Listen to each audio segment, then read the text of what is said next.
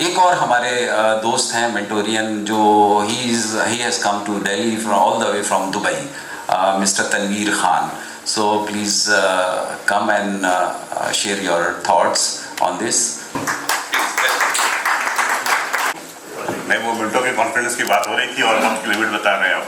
जब क्या बोल रहे हैं वो बोलेगा.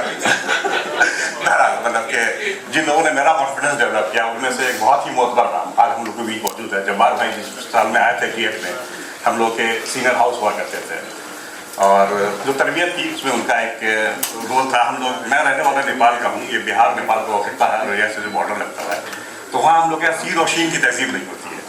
जो वहाँ जो पढ़ाई होती है अक्सर लोग छोटी सीन बड़ी सीन पढ़ा के निकल जाते हैं. सीन और शीन कैसे बोलते हैं ये तमीज़ हमें मोटरसाइकिल में आने के बाद, और बल्कि मुझे याद है पहली बार जब इंट्रोडक्शन में पूछा, कुछ नाम वाम पूछा, तो जब्बार भाई थे, सोनू भाई थे, सीनियर फूड थे, मेरे पार्टनर नबील भाई, जफर भाई, आज भी याद है मुझे. 88 की बात है. तो इन लोगों ने बाकायदा एक प्रैक्टिस कराई, वो मैं चाह रहा हूँ इस मौके से शेयर करूँ क्योंकि बड़ा खूबसूरत इत्तेफाक है. अभी मैं विदर गया था. विदर में डॉक्टर अब्दुल कदीर साहब ने शाहीन अकेडमी के नाम से बड़ी अच्छी एक कोशिश की है, लेकिन वहाँ लोकल जुबान की वजह से वहाँ बच्चों की जुबान साफ नहीं है. तो मैं उन बच्चों के साथ खाना खाया, फिर मैंने कदीर साहब से कहा कि सर मतलब कि आपने बड़ी अच्छी आपकी कोशिश है, लेकिन इसमें कुछ जो बेस्ट प्रैक्टिसेस अलीगढ़ की आप कोशिश कीजिए उसको इसमें इंक्लूड करें. और ये इतना मुश्किल काम नहीं है अगर आप ये एज अ टारगेट लेते हैं, क्योंकि हम लोगों ने वो तरबियत पाई जिसकी वजह से आज दुनिया में कहीं भी जाते हैं तो कोई ये नहीं कहता कि तुम बिहार के हो या नेपाल के हो.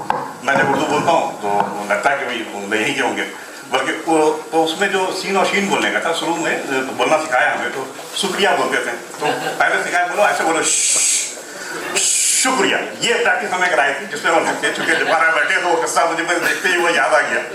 और मैं बात लंबी नहीं करूँगा. उस वक्त एक किस्सा, चूँकि फ़हीम भी यहाँ है साथ में, मेरे बैचमेट का फ़हीम, हाँ वो किस्सा मैं ज़रूर बताऊँगा यहाँ पे. उर्दू मुझे बिल्कुल नहीं आती थी क्योंकि मैं नेपाल से आया था, नेपाल में नेपाली जुबान में पढ़ गया था यहाँ पे.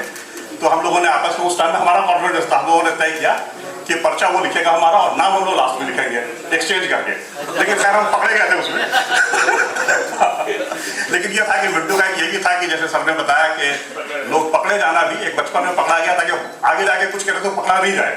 तो वो हमारे अख्तर साहब वार्डन थे, हदील अजीज, हम लोगों के मतलब कि आज भी उसी तरह याद करते हैं. और कई यादें जुड़ी हुई हैं क्योंकि मौका मिल रहा बोलने का तो मैं छोड़ूंगा नहीं.